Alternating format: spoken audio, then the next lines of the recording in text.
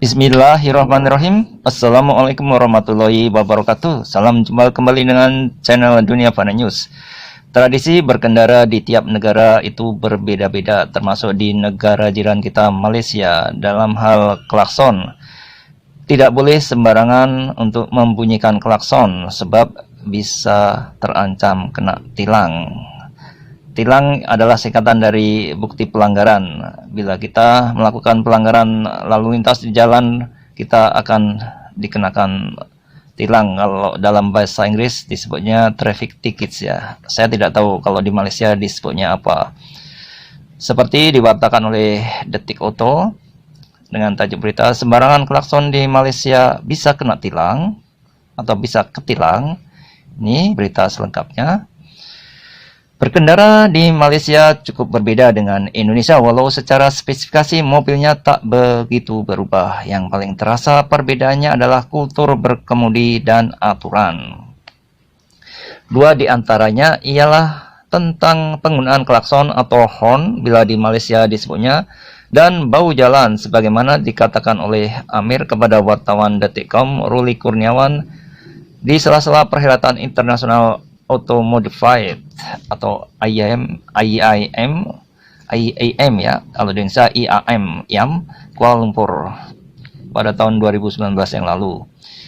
Kita biasanya pakai lampu saja kalau memang ingin menyalip, tidak pakai klakson, kata dia. Jadi cukup memakai kode lampu, dikedipin lalu menyalip. Kalau di kita boleh ya, asal tidak berisik ya, tin gitu aja, baru kita menyalip ngasih kode. Sedangkan bau jalan digunakan untuk keperluan mendesak seperti polisi atau ambulans, kata Amir. Amir juga menyebut salah memakai klakson atau horn dan melaju di bahu jalan bisa kena tilang oleh polisi lalu lintas. Memang dendanya tak begitu berbeda dengan Indonesia, hanya sekitar Rp500.000 saja. Namun plus bisa dikenakan penarikan SIM. Wah, gawat juga ini. Bisa repot ya kalau misalnya SIM-nya ditarik oleh polisi atau dicabut oleh polisi. Saya tidak tahu pasti tentang klakson akan ditilang, tapi sepertinya iya. Tetapi yang pasti bila berjalan di bahu jalan akan kena hukum polisi setempat. Macam-macam hukumnya. Yang buat rugi adalah penarikan SIM. Waduh, ini gawat ya. Saya dengar untuk membuat SIM di Malaysia itu sangat amat ketat sekali. Tidak bisa sembarangan orang buat SIM karena peraturan di sana sangat ketat sekali. Ada ujiannya, macam-macam lah. Jadi seandainya SIM atau driving license sampai dicabut oleh Pak Polisi gara-gara kita melanggar peraturan lalu lintas, terutama dalam hal membunyikan klakson atau memakai bahu jalan, itu bisa berabi atau gawat, kena tilang dan SIM-nya terancam dicabut. Dan setelah itu kita akan tidak bisa lagi mengemudi di jalan karena tidak punya SIM. Itu sangat amat berbahaya, tidak menguntungkan buat kita. Oke, saya lanjut ya. Perlu diketahui pembuatan SIM di Malaysia, nah ini sangat sulit. Selain karena tanpa calon itu kalau di dalam bahasa Malaysia saya nggak tahu ya. Dalam bahasa Inggrisnya itu semacam apa ya, middleman atau perantara atau apa ya. Oke, saya lanjut lagi ya. Calon pengemudi diharuskan untuk mengikuti pembelajaran mengemudi hingga waktu yang ditetapkan ya ini. Jadi sebelum mendapatkan SIM itu ada semacam pendidikan khususnya. Lalu bila SIM ditarik karena pelanggaran lalu lintas, pengemudi akan kehilangan legalitas mengemudi kendaraan maupun menyewa kendaraan. Nah ini gawat kan, kalau sampai melanggar lalu lintas karena sembarangan menggunakan klakson dan memakai bahu jalan yang seharusnya dipakai untuk ambulan dan Pak Polisi, itu bisa kena tilang dan paling repot adalah kena cabut SIM-nya. Bila terusan ketilang, ini ada potensi SIM akan dibekukan secara permanen. Wah, gawat kalau udah permanen, artinya tidak boleh lagi